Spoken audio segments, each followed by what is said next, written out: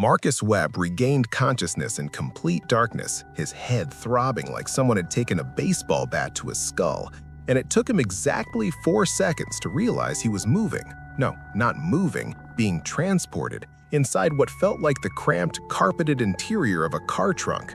And the panic that seized his chest was so immediate and visceral that he nearly screamed before his survival instincts kicked in and told him to stay quiet, stay silent, figure out what the hell was happening before alerting whoever had put him here. The last thing Marcus remembered was leaving the Westfield Tavern in Columbus, Ohio, around 11:30 p.m., walking across the gravel parking lot toward his Jeep, fumbling with his keys because he'd had 3 beers, not drunk, just buzzed, and then nothing.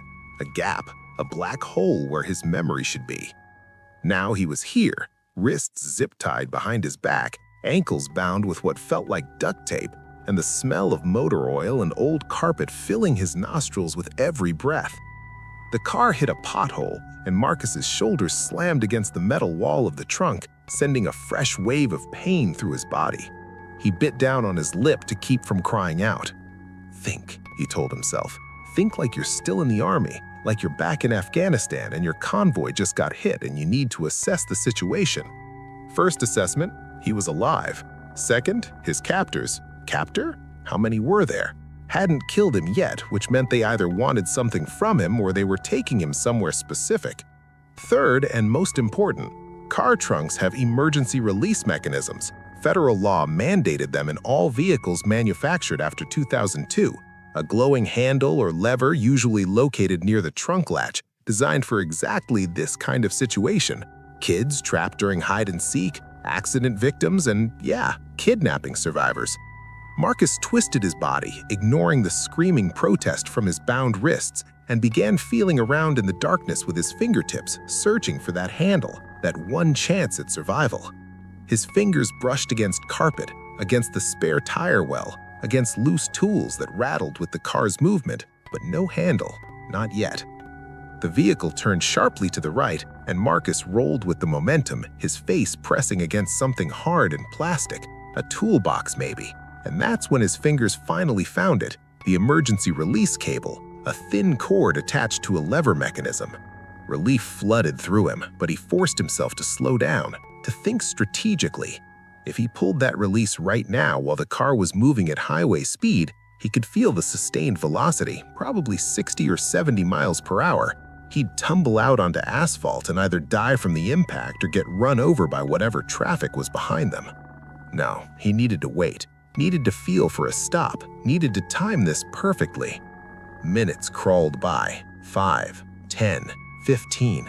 Marcus counted them by his heartbeat, by the rhythm of the road beneath him, and he used that time to work on the zip ties, rubbing his wrists back and forth against what felt like a bolt protruding from the trunk's interior wall, the plastic cutting into his skin, but loosening, slowly, gradually.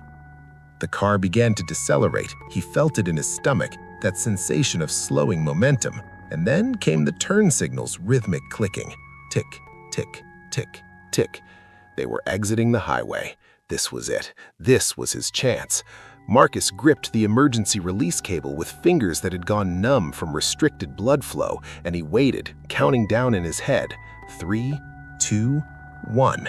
The car came to a complete stop, a red light maybe, or a stop sign, and Marcus yanked the cable with every ounce of strength he had left.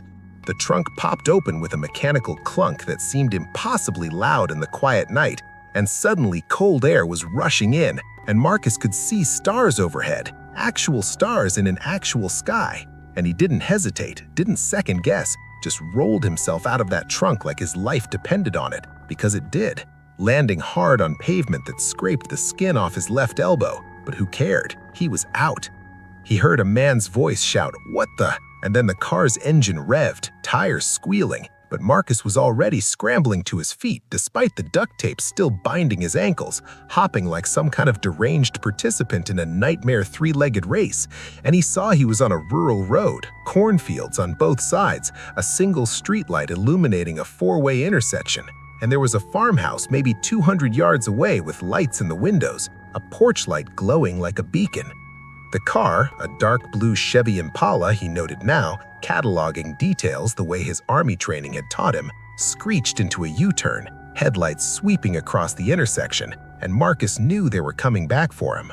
He dropped to the ground, rolled into the roadside ditch where tall grass provided cover, and started crawling toward the farmhouse, his bound wrists making it nearly impossible, but he did it anyway, pulling himself forward with his elbows like he was back in basic training, low-crawling under barbed wire.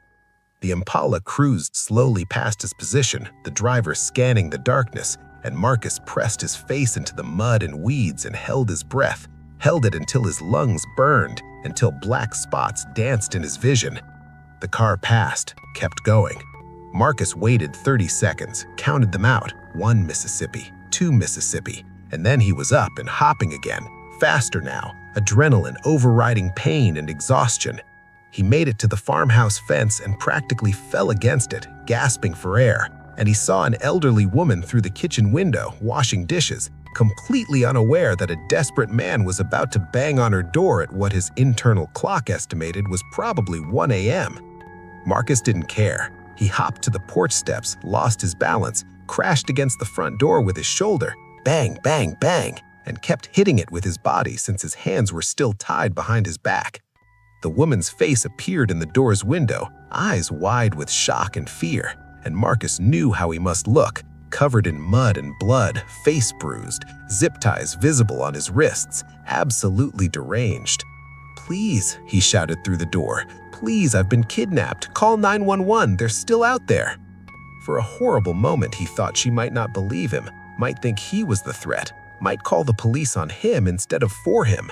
But then he heard the deadbolt slide open and the woman, Martha Hendricks, he'd learned later, 72 years old, and a widow who'd lived alone on this farm for 6 years, pulled him inside and locked the door behind her. She didn't ask questions, didn't hesitate, just grabbed a kitchen knife and cut through his zip ties and duct tape, while simultaneously dialing 911 on a cordless phone wedged between her shoulder and ear, and Marcus collapsed on her linoleum floor, finally safe. The Ohio State Police arrived 14 minutes later. Marcus timed it, and he gave them everything he could remember. The Westfield Tavern, the parking lot, waking up in the trunk, the dark blue Chevy Impala, the fact that he'd never seen his captor's face but had heard at least one male voice. The detective who interviewed him at the hospital after they'd treated his concussion, his lacerations, his rope burns, told him he was lucky, told him that most people don't think clearly enough to use the emergency trunk release, that panic overrides logic. But Marcus didn't feel lucky. He felt violated, angry, confused about why someone had targeted him, a 34-year-old construction worker with no enemies he knew of, no debts, no connections to anything criminal. The police never caught them, despite the partial plate number Marcus thought he'd seen, despite the detailed description of the vehicle, despite canvassing the Westfield Tavern and interviewing everyone who was there that night. The investigation went cold after 6 weeks. No arrests, no closure.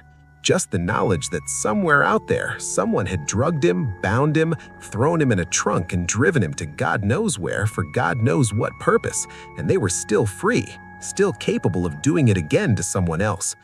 Marcus moved to a different city 3 months later, started sleeping with a gun under his pillow and a baseball bat next to his bed, and never ever walked across a dark parking lot alone again without his hand on his keys, positioned between his fingers like makeshift brass knuckles. Because the thing about surviving something like that is you don't really survive it.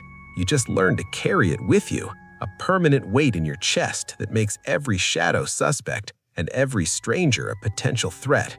And some nights, Marcus still wakes up in a cold sweat, convinced he's back in that darkness, back in that trunk, still waiting for the moment when he'll have to fight for his life all over again.